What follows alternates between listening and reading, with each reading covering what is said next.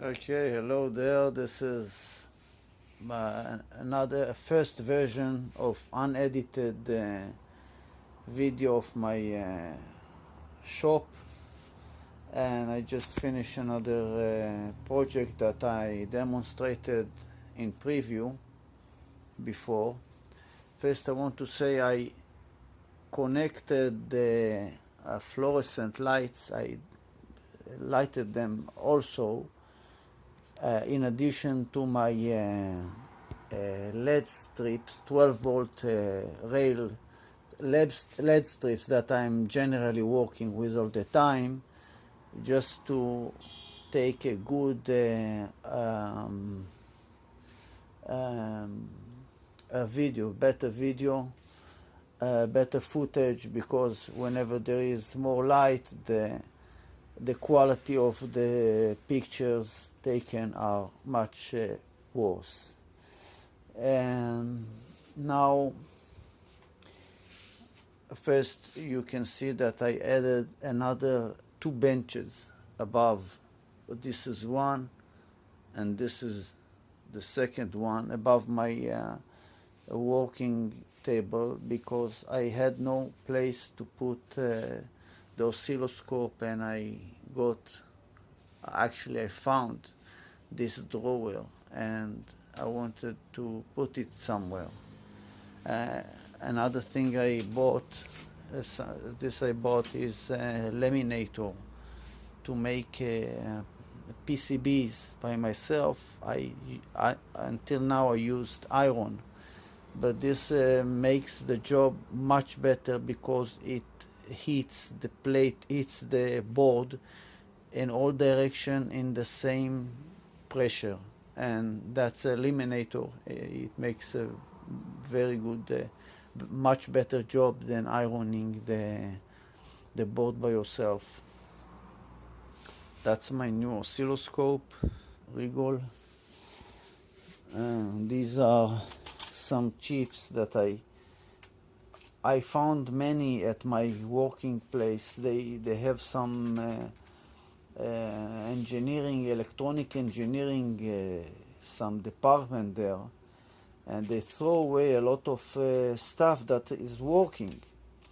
And I found many ICs there. This one I cannot understand what it's doing, because it's not written. It's written clearly, but I cannot find any data sheet with this information printed on the IC at the internet. So these are unusable, but I have many more that are very, very much usable, and I now have spare parts of them, and part of them I was ordering by myself from eBay or from AliExpress. So the model is here, and it was ready yesterday, and it happens that I touched something, and it's over here, and I touched something and I destroyed it. I actually started prototyping the board on February this year. Now it's the 25th of October 2016 at nearly 9 and 10 minutes at night, PM. So what it does, it just recycle the old cellular phones to use them as a remote switch. And what I mean by that is and in a moment or two I will open the box, show you what's inside. It senses the electromagnetic waves that the old cellular phone receives, and also in series electric microphone is connected, and the waves from the electromagnetic waves and the sound waves both together add one to each other and makes a very solid sound that can be picked up by a microcontroller, actually a Arduino Uno, but only the IC inside, not the whole board. The board is quite expensive, I think a few dollars, $3-4, and the IC itself is I think $1 or less. But it's not only the price, but also the size. This takes a lot of size, and the IC itself is very small. I burned it. I burned half of it. Only the CH340 IC over here, what I'm pointing here, is burned because I connected another project with 12 volt, and they are both connected to the USB, and somehow the 12 volt that was connected to the power, to the rails, was alive, and it touched another wire, and eventually this board will not be is not recognized anymore by USB. When I plug the USB, it's not seen by the computer at all. But miraculously, fortunately enough, the IC, the main IC, is functioning, but you cannot burn the program through the USB. So there is another entrance, I2C entrance. That's another, let's say,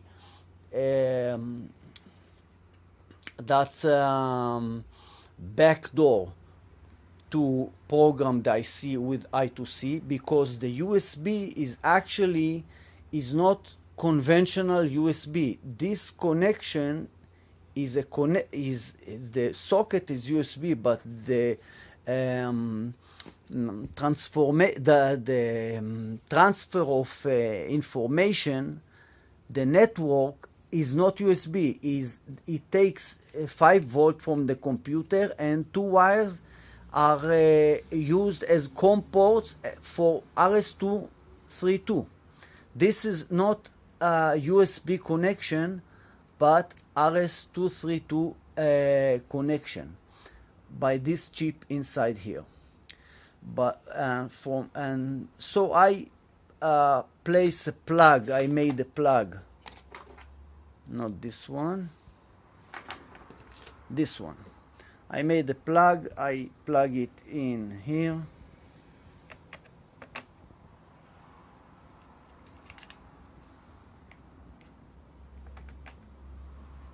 That's it. And this is connected to the USB ASP programmer. And now I'm not using that board any longer. I just use this homemade circuit. So I program with the USB ASP programmer directly through I2C connection to the Atmega 328 PU. So once you are, and I expanded the explanation. If I had two channels. I explained it my previous video. Now it's private. If you have 2 channels, one for the sound, another for the electromagnetic waves, it would be better. But once the whole circuit is enclosed in this enclosure, it's not going to start itself by sound, because, and I will show you. I'm just watching some documentary here.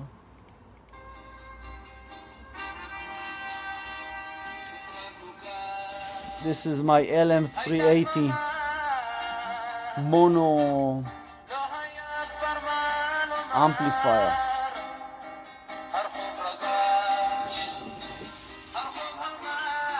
this will not, I will let it now run and see if it,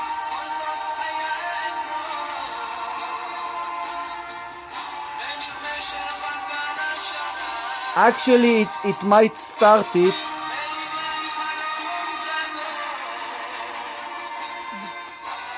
And so I have to decrease the sensitivity.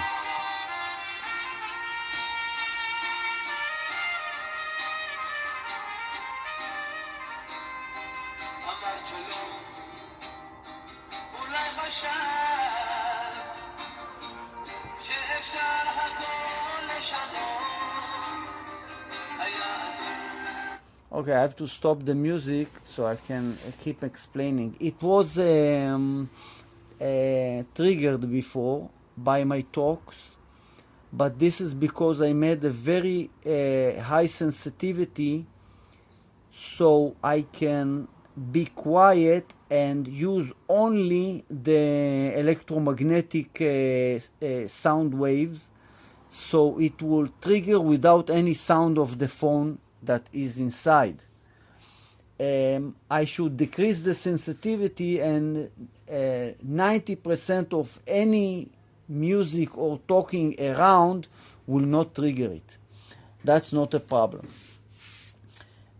So I will call, I have to call, and this is from my phone, so you should believe if I will make a call, it will finish the video, and I don't want to. Actually, I can do it from Skype. I can call from Skype to this phone, but it will take time. So I will explain to you what is going on. The cellular phone is inside over here, a very old one. And this is a relay, a module relay. What's good with this is that it has a built-in circuitry that does not take a lot of current from the microcontroller. If it doesn't take a lot of current, it takes from the general 5 volt. From the power source, but to trigger it, it will take very, very little from the microcontroller. Also, it has optical isolation between this small 5 volt electronics and a big consumer of around, how much? It can hold 10 amps and 250 volt. 10 amps is quite a big consumer, and of course I can make it bigger with connecting another one or another bigger one, but it can start nearly many appliances at home. And I did this circuit, but I don't have application to run, but I know that someday I can run it in one way or another, and I will find something. That's why I didn't yet connected the a way of proper power. Like, I don't know if I will use it with batteries, chargeable batteries, or with a transformer. So that's why I left it 2 wires outside. So I will, in the future, whenever I know exactly what will be the application, I can connect. So as you can see, it did not trigger with all of my noise, making noise while I'm explaining, and also the box was open. You see, it did not trigger it even once. So what do we have inside? Let's take this lamp over here so it will make some light. Just a minute, how fun. make it like, I will stand up, no problem. So what you have here is on the upper side here we have the IC of the Arduino, and with all the circuitry. This light means that it hears something, you see, but small short noises will not trigger it, but long noise like one, you see, a long noise will trigger it, and I meant it to be like this. There is a delay between the pickup of between the time the microcontroller read this one of his legs. It's not immediately. I want the sound to be long for it to count it as a phone sound. And this circuit is based on the LM358. If I'm not, this was burned. Just a minute, let's see from here, and this will help me. 358, yes. And as you see, I left the coil. It's 110 millihenry, which is quite a big coil. This potentiometer is responsible for the sensitivity. I can make it more or less sensitivity, and that's the electric microphone. So that's generally it.